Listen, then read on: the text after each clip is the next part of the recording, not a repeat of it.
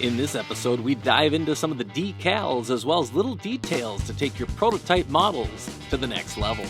That even includes 40-foot trailers. We head out to the railroad to see what's up. It's coupler maintenance, it's truck maintenance, it's track maintenance, it's magnet maintenance. We cover a lot because we're getting ready for an operating session.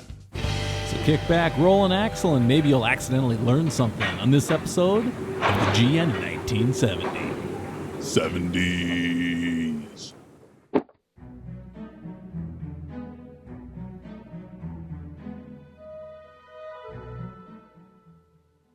All right, welcome everyone to the GN in 1970.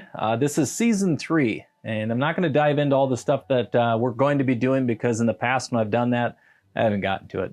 So we're just going to look at some of the stuff that has been updated on the railroad, look at operations because that's why I'm out here today. The railroad itself, people have asked, this is, well, what do you do to get the system set up for JMRI? What do you do to get an operating session ready? First and foremost, once JMRI is up and running, it's fairly self-explanatory. As long as you move your cars where you're supposed to, it works really well.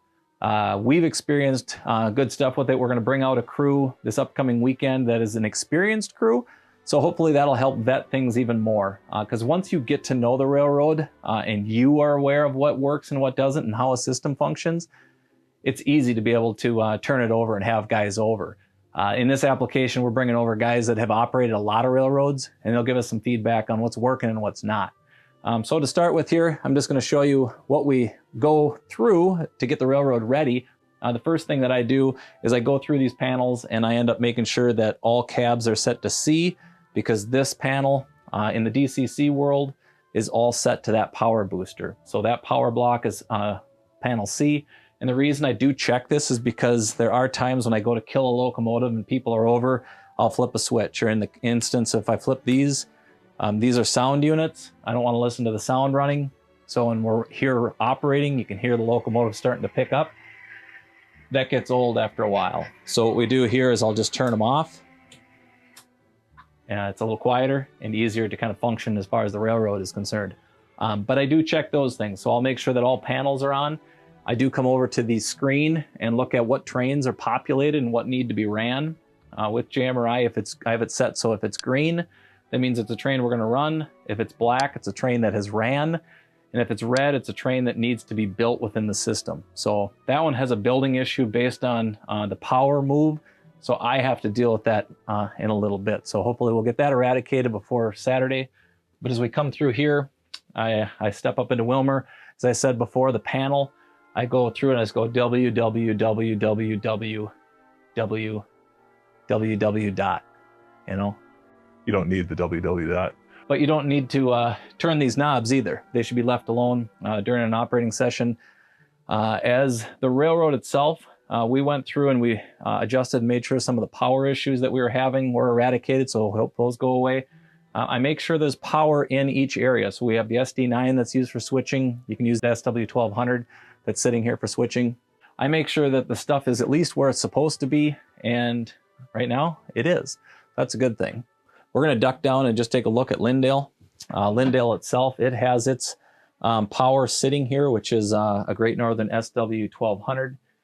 That's what we use in this area. It's the first time we've had it out, which it's a Rapido locomotive. Hopefully it does what it needs to do. As far as pushing up the grade, that's our biggest concern. It is a cast chassis. It is a little bit heavier than the Athearn ones, so hopefully it can do the job. We're about to find out. So as we go into the other room again here, I just check and see that all operators in each location have picks. We do use magnets primarily. The magnets work fantastic. One of the things that people always say is, what have you done on the railroad lately? And in my dad's case, it's maintenance. It's coupler maintenance, it's truck maintenance, it's track maintenance, it's magnet maintenance. All those things come together, and all the time that he spends in it, or spends on it, is well worth it. He's also added these little switch machines. They're silver switch machines that tell us that that is a powered or controlled switch. So if it has the push pulls that are here, the push pulls are on that. Don't push and pull the turnout because it'll destroy the turnout. We want to make sure that guys are aware of that. Fellow modeler Joe Binish does that on his railroad. Hello. And he pointed that out. My dad says we're doing that too. So we do This is a powered turnout. This is a powered turnout. These are dispatcher controlled. So again, powered turnout. There's no need to try to throw those by hand. But in an area that a guy can just throw these are just hand throws. That's an update that we've done, but that's what we also look at as far as the railroad's concerned. I try to make sure that all that stuff is working. We did some adjustments in the east end as well as far as using servos. But the railroad itself right now, as it sits, I think is pretty close to ready to rock and roll.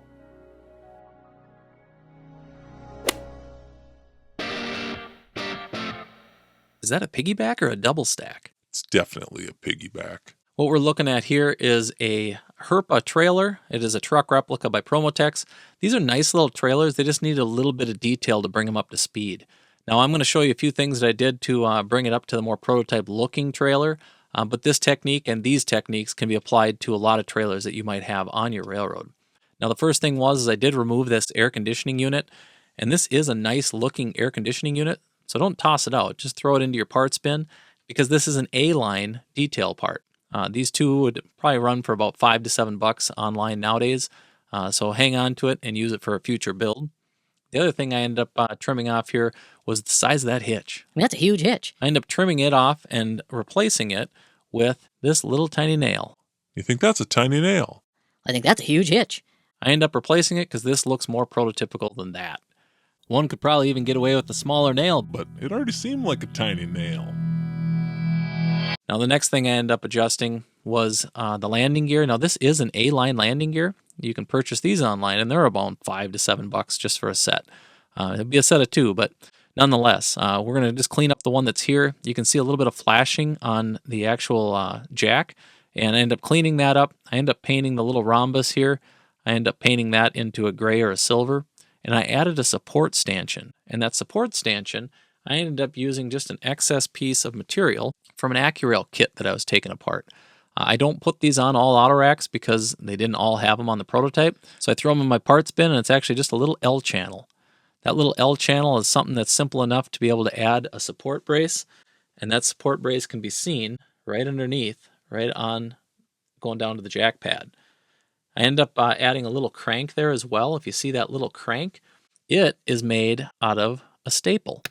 Something as simple as that. It's a detail that you can add to any trailer. Most people have staples. So take a staple, bend it up, and you end up having a nice little detail like that that is accurate to the prototype. The Great Northern operated a sizable fleet of trailers during the early years of Topsy service. The trailers were often painted Pullman green and Omaha orange with a yellow or gold stripe. By the end of the 1950s, almost all Class 1 railroads offered some form of Topsy service. Do you know the length of these particular trailers? Was it A, 20 foot, B, 24 foot, C, 35 foot, or D, 40 foot? We'll take a look at this question and get the answer later in this episode. Now, one thing I did remove from this trailer was this extra spare tire. The prototype has a couple of cradles for holding the spares. I haven't built them for this one yet, but that's a nice little added element as well. Now, on the actual rear, I did remove one of the axles, and I ended up cutting out the axle to be able to make this as a single axle trailer. But I cut out this chunk, and this chunk here was obviously just right in this place here, and cut it out and turn it into a single axle. So that ends up being the upgrades that I did for cutting off and removing. In addition, I should also add that I did remove the mud flaps, because the mud flaps I ended up putting on were these A-line mud flaps, which are a nicer detail. And A-line makes a nice little set of these 50103, a spoked wheel. This is a trailer upgrade kit. It'll do 2 trailers. It's got all the parts and pieces. It does have rubber wheels, which is nice. The axles are included, mud flaps. But this is a nice little upgrade to be able to bring a trailer from having what would be huge wheels to these little bit smaller wheels. So that ends up being more prototypically accurate. I like it. They turned out nice. Now we move on from the actual upgrades of the trailer to what I did to weather and bring this thing up to speed. Attempting To weather the prototype. The first thing we got to do is look at the prototype. Here is a PS4000 built in 1963, photographed circa 1985 by Rick Morgan. Now we're looking at the patching, the stenciling, some of the upgrades that were done to a car in the 60s, late 60s, or into the 70s. And how do we achieve some of those goals? Well, First things first is going to be taking the prototype itself and adding some of these details, whether it's the actual patch outs, the lube plates, the detail information. Here I've got PDC printed decals with some of the info from another project that I'm actually going to just cut up and use in application. Now, you can purchase some of these lube plates that have generic information, or the ACI plates. It's the same type of thing. Microscale makes those. If you want to get both of them together, this happens to be a Line caboose set. You can use other decal sets that you might have on hand that have this little detail and information. I'm going to take a brand new tangent car and walk you through the steps I take. Obviously set some water aside for the decals. I do have a knife and some Solvaset on hand. Microsol works too, but these are just to be able to set the decals. Of course, you cut out the decals you're going to be using, you drop them in water, and then you're going to be able to apply them to the car in just a moment. Now, data on the decals, I go with just general information. People aren't reading these things if they are. Drawbar. These are the ACI plates that only lasted like 10 years in the prototype world, so you'll see cars that have them, but they're usually kind of dirty and beat up. Now, lube plates come in a lot of different shapes and sizes. You generally go for the one that looks best, that matches the prototype. Now, patch outs, you can use black paint, but in this application I had some old decals that they didn't turn out so well. They're just black squares, and I'm going to use that in this application to add the letters later. Add the ACI plate. You might even notice that I'm actually adding the Solvaset first before I lay the decal down. So I put a little dot of Solvaset down, and then I lay the decal. Why do you do that? I don't know, it just helps it set better. Now, you want to keep a prototype photo on hand and constantly reference it to be able to get the best location for your decals. I mean, if you want it to look right, then it's best to look right at the prototype. This process is not an exact science, it's just an illusionary art, so you're trying to just give the representation that you've patched out some information and make it look as close as you can. All right. It's time to answer this week's quiz question. Did you sit and contemplate, pontificate, or did you celebrate because you knew the answer was B, 24 feet? This is actually a very common combination on an Athearn flat cars. They had a pair of 24-foot trailers on 50-foot flat. Just like the prototype. Now, what'd you do to fade the paint? I used the soaking technique, as I mentioned before, that I used on the Great Northern Air Slide. Same technique. So I shot it with dull coat, and then I ended up adding chalk. So I used Doc O'Brien's highlight white weathering chalk. I previously covered this technique with the GN 4180 Air Slide, and this is just slowed down a little bit to be able to show you the technique that was used. Obviously, I said I put dull coat down, but that allows tooth to be able to bite and allow this chalk to go on evenly. Your end goal using a soft brush, just get it evenly applied, and then you're going to drop it into the water and remove a little bit of this white to get the faded effect. Let's take a look. Submerged it in the water in the container that we had, filled it with water. You're going to want a clean container with clean water. You don't want to use a dish that you had leftovers in. I end up slowly submerging the trailer in here to be able to get it submerged fully in water. And I use a soft bristled brush to be able to start removing that white chalk that was on there. Now, I'm using a downward stroke pattern to be able to kind of emulate any of the rundown of water that might have been running along the side of a trailer. But as you can see here, it's not scrubbing it clean. You're just lightly lifting off a little bit of white. And this is just a very controlled method. So you're able to kind of control how much you remove and how much you leave behind. So as we move forward here, we are going to speed it up because I'm not going to show the entire trailer, but that's the gist of what I was doing.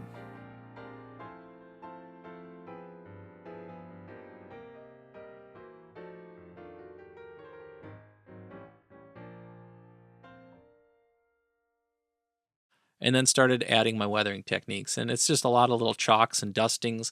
But one thing to note on the roof, these trailers in real life have support braces underneath them. And those support braces a lot of times are areas where stuff is a little higher on the trailer, so stuff collects on either side of it. But ended up giving it a little detail with some exhaust off the front, where a truck would have had the stack exhaust hitting it. But collectively, overall, quite pleased with the way this trailer turned out. Some subtle little techniques can take a trailer from just being to looking a lot nicer and a lot more prototypical. So hopefully this helps a few of you guys with some of your trailers that you use on your Topsy trains. Hold the show, something's not right. There's something wrong with this trailer. I can't quite tell what it is, so we refer to Scott Thompson's book, This Photo Taken by Dwayne Buck. We take a look at the caption. It notes that the GN Had a single axle 32-foot trailer. Ho, what do? You gotta chop it up. We just finished weathering this thing. Why are you going to chop it up now? because we're going to try to get it right. We end up taking this little bit of section out. I end up adding the added detail on the back. The actual prototype did have Great Northern Heralds on the rear, so I figured why not add those. They came from the scale car I did a while back. Here you can see 40 foot brought down to 32 foot. Is that better? I don't know. It's a little bit cooler. It's unique. It's different. 32 foot. I think I'll take it. Modeler Highlights with Paul Butkowski, Central Minnesota and Western. Hey guys, I want to take a real quick second to feature a fellow model railroader here in the Twin Cities. His name is Paul Butkowski. He was on our layout tour back in the day, so we had done some layout tours, and he was kind enough to take us through his railroad. Hopefully we can see his railroad again, and get it on another layout tour, look at it in a little bit more detail because he's done a lot of work since. He does have a Facebook page. He is on YouTube. You search Paul Butkowski or the Central Minnesota and Western, and you're going to be able to find his railroad. So it's cool to see, worth checking out. Let's take a quick look at something he's worked on just recently. Here he's taken a series of Athearn Genesis shells, blown them all apart, taken all the detail parts off, and started to rebuild them into his own set of Jeeps. In this application, he's modifying them to create a couple of chop nose units. He's put it into his own blue and yellow livery and added all the details to kind of make them their own. Now this is the finished process for what Paul was shooting for, obviously in his own decal and his own scheme. One of the cool elements I always like about the stuff that Paul does is the added details. Often he adds the 4 exhaust stacks. I think that's a cool look. So if you're interested in any sort of kit bashing or customization of stuff, Paul's definitely a cool one to follow, the Central Minnesota and Western. As you can see here, you look through his media, he's got photos of his railroad as well as a lot of the cars and locomotives that he's done. So to be able to look into and see behind the scenes of some of the process that goes into some of the kit bashes, I think it's definitely neat to see. Obviously, he's even got posted images of his locomotive roster. He got a little TC&W flavor, a little Great Northern. All in all, very cool stuff. Nicely done, Paul. 70s. Remember to please like, tag, share, and follow, as well as subscribe to the YouTube channel. And if you'd like to see the hobby grow, a simple click goes a long way. Thanks for watching.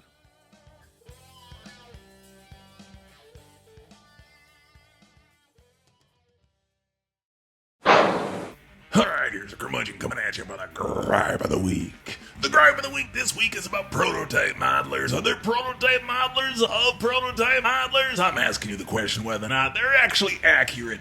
Are they actually real? Oh, they didn't have a guy that looked like that. They didn't have a guy that was that anal and retentive.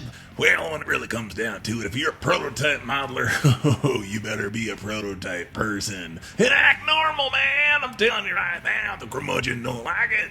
And that's the curmudgeon's gripe of the week. And act normal, man.